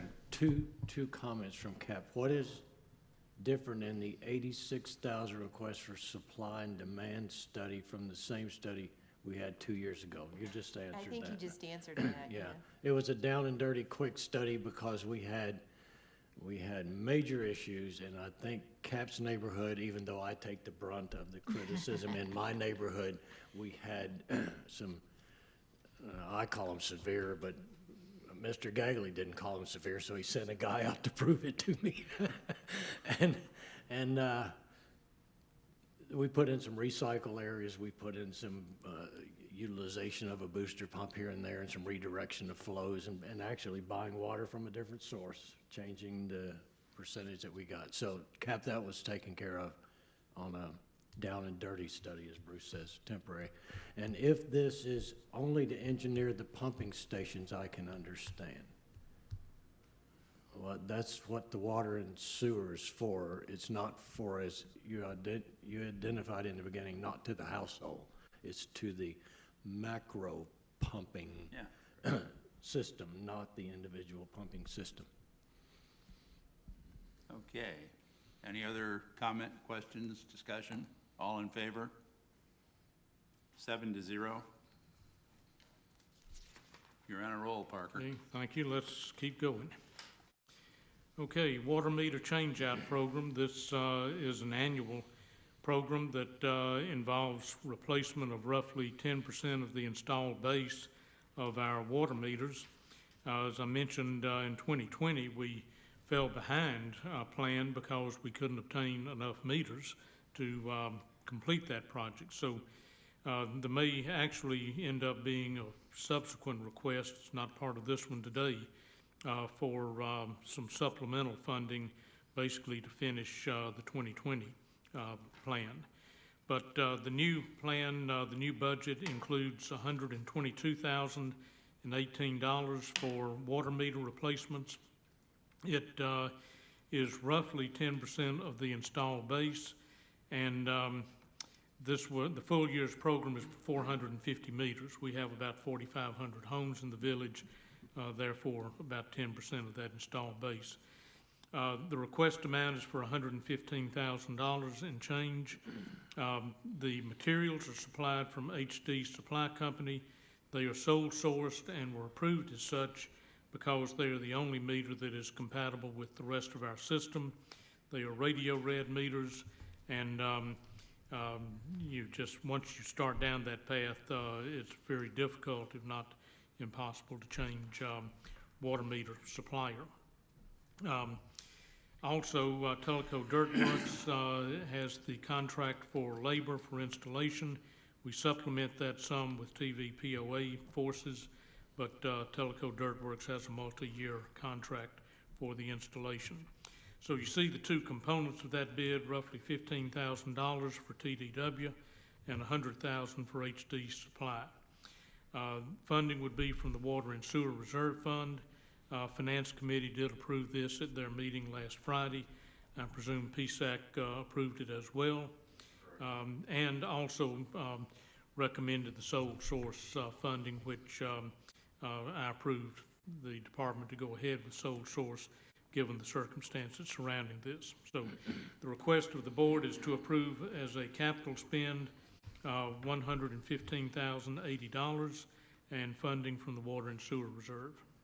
Okay, need a motion to approve the capital expenditure of $115,080 from the Water and Sewer Reserve Fund for the water meter change-out program. Done. Motion, second. Discussion. Yes, I would like to make a comment. We discussed this earlier. We made a point of it when Kevin was given his, but if you go back through, you remember the last line in each one of these requests, Board of Directors action approved capital spending funds from W and S Reserve. That self-supporting reserve is funding this. It does not come out of golf or docks or amenity or anywhere else. It is from the fees collected from water and sewer, and that's what's paying for it. I know we've asked this about each of these expenditures. On the next form after these requests, there's a line that says, has it been approved by the Finance Advisory Committee? In this case, well, it says, has it been reviewed? In this case, it says it's been approved. Then it also asks if it's been reviewed by the Advisory Committee. And all of these have said yes, but the recommend or not recommend blanks are left blank. So maybe that would be something that would help us if they would say they recommend it, just check that and then we know. And somebody named Jeff Gagley didn't sign this one. Shame. Well, then we'll have to reject it. Guess we have to reject it. The other question I had is you mentioned that we were having a hard time getting these, and like most of the supplies in Teleco Village, no matter where you are, it's hard to get a lot of these supplies at particular times. Jeff, are these available now, or are you still running behind? As last I checked with Chad, they are available right now, so they're starting to come in. We hope that we keep the supply going through the year. But we are also looking at other meters too, that really have to marry with our reading system, so. Right, exactly. But we're looking at other Okay. meters too. All right. So, and Parker, as we discussed in the Finance Committee meeting, this does not cover the shortfall from 2020. That's correct. That's correct. And I mean, I may be speculating a bit. First off, the supply of water meters has to catch up with what we need. If it does, and we're at a point that we could not only do these 450 that are budgeted for 21, but could kind of back up and pick up the shortfall that we didn't finish in 2020, I would expect a supplemental funding request later in the year. And just one brief comment on the paperwork, to Carla's point, and perhaps others that have observed this. The timing of the paperwork is such that, you know, Finance Committee meets on Friday. We try to get board packets out noon on Friday. And so sometimes the boxes don't all get checked and the slides don't always get updated. Yeah, timely. and I don't think anybody in this room has an issue, and that's why I asked the question of Bruce. I just leaned over and said his finance, and he said, oh, absolutely, we're the ones pushing it. So I don't see with us being liaisons to each of those, and we know the answer, if you don't get it because the meeting isn't until next week, I don't have an issue with that. I just want to know that they saw it and have approved it. Yes. Okay? So not to tie up a request or anything, that's not the point. The point is, we've got volunteers out there that are looking extensively in this and protecting the assets in the future of Teleco Village. I want to know what their input is, because I'm not the pro, they are. Other conversation? Okay, all in favor? 7-0. Okay. Don't leave yet. Don't leave yet. Don't leave yet. Don't start I'm still wiping here. down. I need you Don't to start talk to wiping HA five. Down. PSAC, would like you to talk to HA five, the contract that's coming up. What about it? Number one is. Sole source issue? Exactly. Okay, Since you're the purchasing agent. sure. Okay, HA5, for those in the audience that might not be familiar with that, is a pavement preservation product. It basically is applied on top of the existing asphalt bases, kind of soaks in, softens up the asphalt and the underlying base, such that it is less prone to cracking, potholing, that sort of thing. It extends the life of our installed road bases. We've used some other products in the past. HA5 seems to be the best performing of those that we have used and looked at. And so we have used it for, I don't know, Jeff, 2 or 3 years, I think. Goes back at least that far. HA5 has a limited distribution network. And so the contractor in this case, I think the name is Holcomb. Holbrook. Holbrook, thank you. Has an exclusive on the rights to distribute HA5 to this Tennessee region, this market. So there is no alternate supplier of HA5. And to our... Or applicator. Or applicator, thank you. So to our knowledge, if you want HA5, this is the only way to get it. And, you know, to consider changing to another product when we're happy with the one that we have. Also, we're happy with the contractor that applied it the last couple of years. It doesn't make sense to change horses. So the request was sole sourcing on the HA5 applicator, and that approval was granted. Now, my understanding is that there was also another company that applied the first year we did, and they were a sub of Holbrook. Is that Holcomb or Holbrook? No. The first year that we did, it was a company out of Nashville that the distributor recommended us to use. The second year, we were out of Alabama with Whitaker. And they chose to use Holbrook, who is out of Phoenix, Arizona, who are the experts in installing it. And Clayton is very pleased with their work, and that's why we went with So this way. can you describe to me how 3 names resolve down to a sole source? There's, Licensed them. exactly. The producer of the product has granted franchises for certain areas. And right now, there's only one company that they have authorized to apply their product, and it is Holbrook in this area. Okay. They're just now getting to the east coast of the United States, so they don't have the franchises over here yet. When we first started, now they've developed it, and Holbrook has the one for Tennessee. Now, it's strange how they would do this, because we've got right down in Gunnersville, Alabama, we've got Whitaker, and right down here close to Marietta, Georgia, we have another one. I forget the name of that one, but they're all really close. But I think basically what we found out is the producer of the product wasn't happy with the way some of these people were applying their product, because it wasn't right. So they have designated certain companies and certain regions, and they're the only ones that can apply that product in that region. Also, a little history here for people listening as well as the board.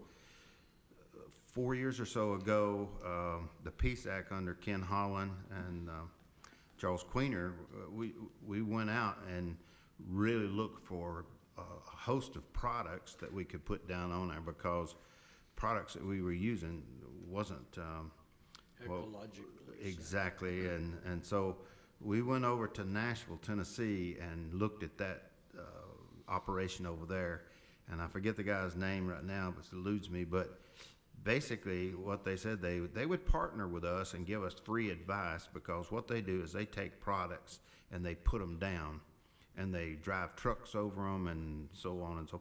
And they came back unequivocally and recommended HA5 over anything else, and so they have become our free technical advisors, and that's what they recommended, so we start with that. And so, yeah, there may be other products in the future, but we will ask if Nashville's testing that, or we may test it ourselves. But at the moment, HA5 is it. Again, next year, another product might come on that's superior, so we'll keep looking at the products. But then there becomes the question as, will any other product go over HA5? There are a lot of questions to be answered there. But to say that we won't look is not right. We will continue to look. Well, from experience, Holcomb that put it down in Loudoun County in 2020 did a much better job working with the residents of getting us in and out. Marty was on a triple dead-end street and I was on a triple dead-end. So I think it cost you 2 days or 2 mornings and cost me 2 mornings. But after that, it was single lane in and out. So they gave us a week's notice. I got enough bologna and cheese to last me for a couple of days and we were good. I think the And reason... I went to the liquor store. Yeah, right. I will say that the PSAC asked me to bring this in front of the board because they were concerned that there were some questions out there about, they're getting prepared to do a request for quote from Hallbrook. And they said, should this be a request for quote or a request for bids? And then we went to our sole source, our purchasing agent, and he said, yes, it's sole source. But the PSAC just wanted to make sure that the board understood that we were going sole source on this. Unless the board had questions. Got it. No, Are we into other? we're about to get there. Okay, I thought, There's a question online. okay. Is HA applied every year and how many applications can be laid down before its benefits start to be diminished? That's our friend John Conway again. Thank you, John, for asking another question. Yeah, it is applied every year, but not on the same service. It's applied. We divided the There you go. village into 5 different sections, so every 5 years we retreat the first section. So yes, it can be used again. We don't know how many times yet. The jury's still out on that. We're investigating as we go, but yeah, it's to be retreated, and we don't do the whole 110 miles. What's the And Jeff, maximum you- number of times a single section of road has been treated so far? We are just now getting ready to retreat the first one. Okay. With HA5. So none of the roads have been treated twice? Not with HA5. This is the first time? That's Okay. correct. We've used other products twice, but HA5 is the first time. Thank you. And we're also seeing benefits of the roads stay cleaner. For some reason, ours, the mud washes off faster, and the snow and ice melts faster, Stays warmer. significantly faster. Okay. 7 degrees warmer. Yeah, 7 Steve? degrees warmer. Steve? Jeff, can you hear me? Yes, sir. Your 20-year forecast model assumes you'll be able to use HA5 in 2 applications, correct? That is correct. Okay, thank you. Okay, any other questions or comments on that subject?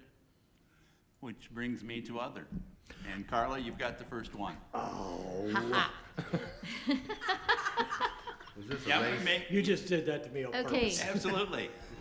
So I just wanted to give an update about that from the Asian Carp Ad Hoc Committee. As you know, we formed last year and have been keeping abreast of what's been going on with legislation, with our government agencies, our elected officials, and the efforts of kind of a grassroots movement of the property owners here and around the area to keep Asian carp out of the Tennessee or the upper Tennessee River Basin and especially Tellico Lake. So I wanted to let you know that we will continue to give you updates this year on that, although we are going to change our updates to quarterly. And so you'll be receiving an update on February 17th, May 19th, August 18th, and November 17th. However, if there is ever any breaking important news, we of course will let you know as soon as possible, and all of that information will be submitted to the Telegram and appear there for you, as well as being posted to the POA website. We encourage you to continue looking at the Stop Silver Carp in Tennessee, Facebook page and other sources as well. So we'll keep you informed, we'll keep you updated, and but we are going to move our reports to quarterly, and the entire committee will be taking turns giving those updates. Thank you, Carl.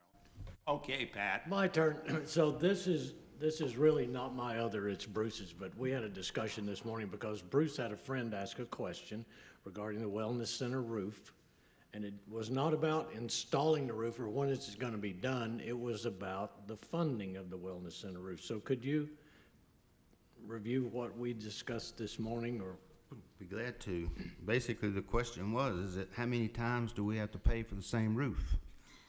And so, I answered is that we started out with good intentions of having a metal roof, and then we ran into problems, and instead of just accepting an unacceptable product, we terminated the work and then proceeded with a lawsuit to get it made right or to give us our money back. That lawsuit is still continuing, as has been reported in the Telegram multiple times, as well as I think Rick has done it on his monthly TV broadcast. So that will continue. In the meantime, we needed a new roof, so we awarded a contract. The roof has been installed. If you haven't been able to go by there, go take a look at it. It looks really good. Looks like a professional job. I think our department is well pleased with it. I see Jeff shaking his head in the affirmative. So now the point is that what are we doing to get our money back? And we've placed it in our hands of our capable attorney. He is pursuing that, and as soon as we know, we'll be telling you how much we're getting back. But trust us that we are pursuing it. We just haven't rolled over. I just want to add something to that, just so people don't think this will happen tomorrow. This is a very complicated lawsuit with multiple defendants. I've seen cases of this nature take a year to 2 years to resolve.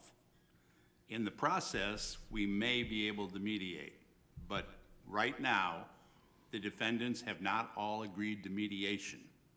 So don't be thinking you're going to get a pile of money in a month or 2 months or even 6 months. This will take a very long time. Any others? There's another question. What about Choda Road repair? It's failing again. Well, Bruce, since you represent the PSAC, why don't you talk about Choda Road? Why doesn't Jeff talk about it?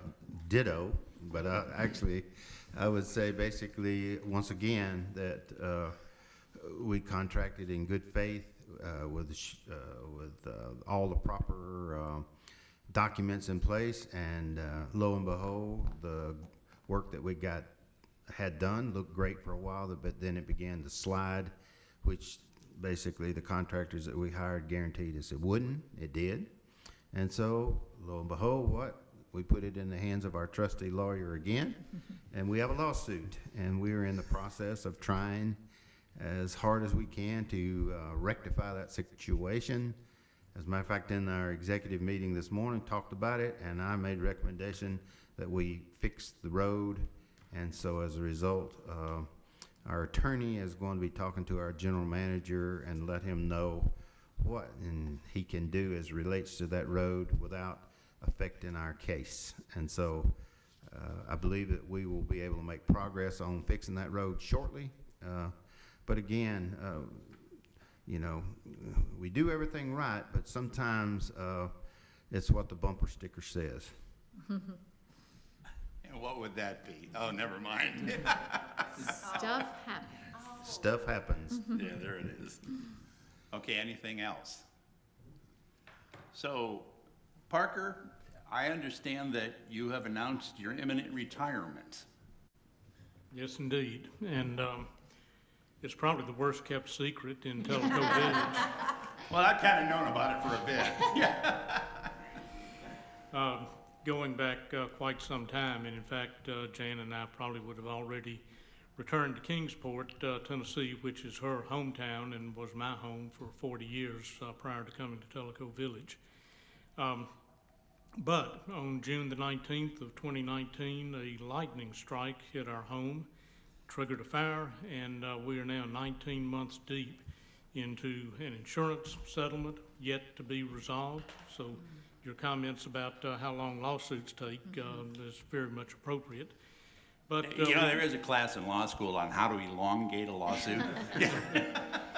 Apparently, everybody gets straight A's in that. Well, I think they must have taught that same class at my insurance company because they sure know how to drag it out. That said, construction is coming toward completion of restoring our home in Kingsport, so we hope to be able to return there soon. This likely is my last board meeting, and as your chief financial officer, and I just want to say that we leave with bittersweet,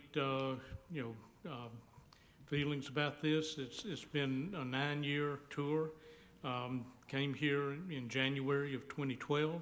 So I was told by John Cherry, former employee of the POA, that at the time the betting odds on the over and under of my tenure was 3 weeks. Lasted a little bit longer than that, John, so if you're out there listening somewhere. I hope you know where to find him so you can collect. Actually, I've run into John a couple of times in the intervening years. So, what started out to be a relatively shorter term commitment to TVPOA and to Loudon turned into a much longer time horizon. We had family, our oldest son and his family lived in West Knoxville at the time we came here. Their second child, our second grandson, was born the week before I started at the POA, so as finance director at that time. So that was the draw initially that brought us to this area. We were thinking we might even sell out lock, stock, and barrel and move here for the long haul. That didn't happen for a variety of reasons, but then, as fate would have it, a few years later, our son and his wife were offered jobs at Eastman Chemical Company, where? Kingsport, Tennessee. So now we're down here and they're back there, and that still is the case to this point. But our goal certainly is to restore our home, go back and rekindle old friendships and business acquaintances, and pick up our lives for the long haul in Kingsport, Tennessee. Well, and as I understand it, this will be your third official retirement, and that doesn't mention the fourth retirement, which is imminent with the Tellico top notes. Well, I think the retirement from the top notes took place this past February, unfortunately. A 28-year career at Eastman Chemical Company, accepted an early retirement offer from Eastman in 2000, I think it was.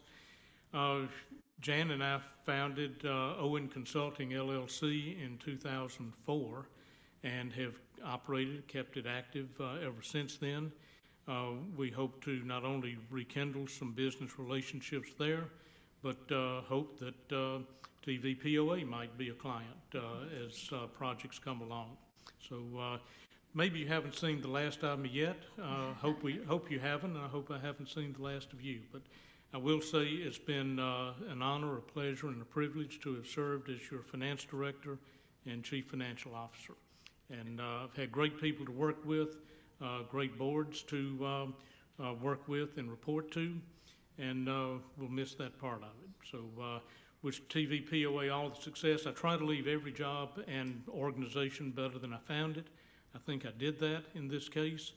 Feel good about the financial stability and the financial wherewithal, as we've already reviewed earlier today in the financial report. So you're in good shape. Kevin, don't screw it up. Don't worry about it if he does. We'll really take it out on him. Do you have an official baton? Parker, the board and I wanted to express our gratitude to you in a more formal sense. So, this is a proclamation Wait, or time out. resolution from the board. Rick, wait, get a microphone. She's getting you a microphone.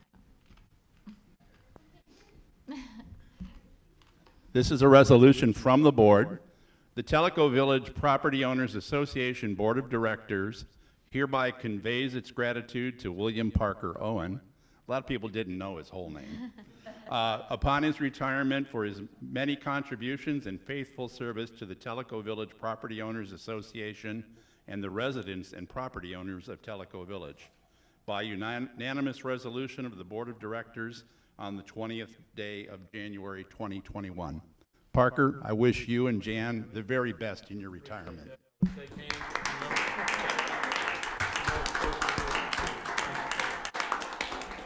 And I believe Winston has something to say.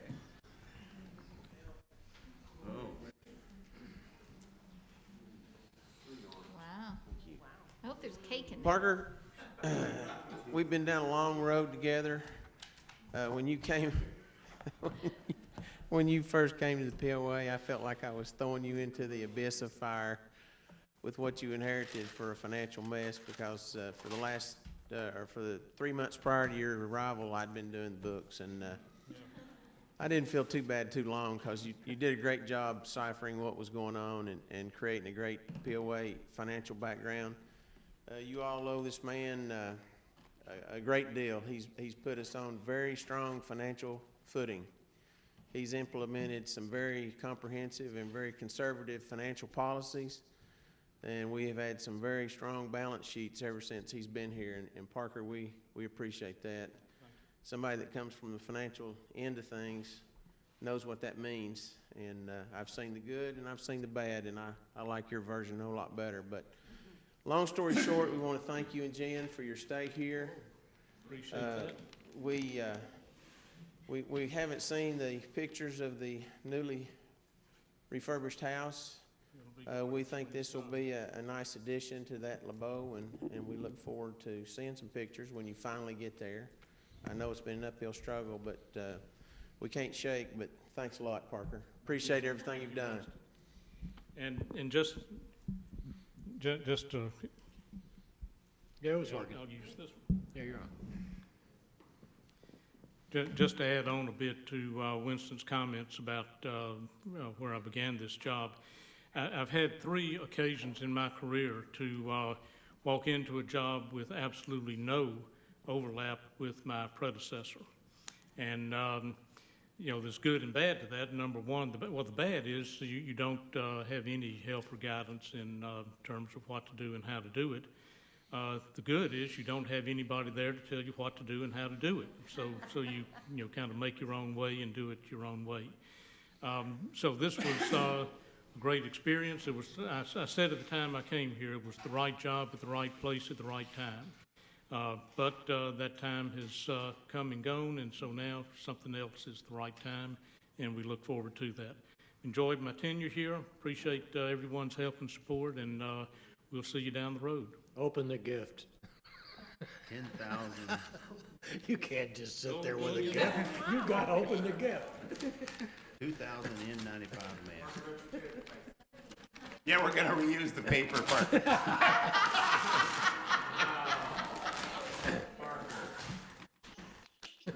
Boy, he must have been hell on Christmas morning. Yeah, I'm not real good at saving or salvaging the paper. About the best I can do on Christmas morning is the bows. Well, I like the box. Yeah. You gotta slide it off.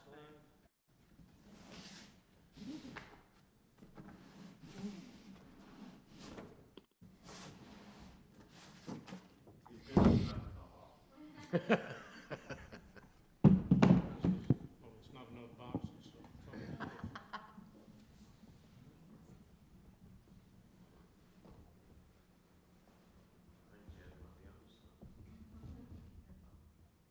We want to protect this beauty.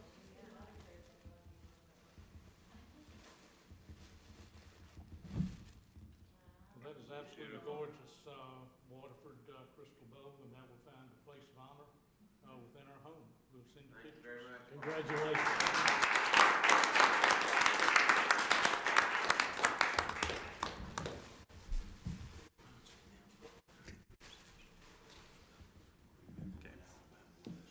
Just one other item. we were planning, you know, for Parker's retirement to do a reception, and that will probably, because of COVID, have to happen at some point in the future. So, Parker, we're not done with you yet, so, well, hold on, that sounds like a threat, doesn't it? So anyway.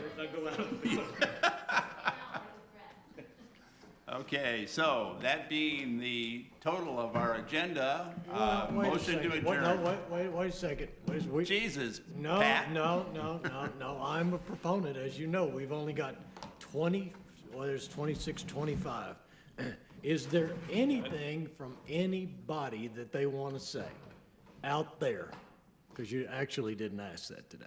That's because Anybody, they were coming in voluntarily. anybody, anywhere want anything else to say? Any other others? Other others? So there's a 5-second lag, so we'll go Time up. 4, 3, 2, 1. Now you can. Adjourn. See ya.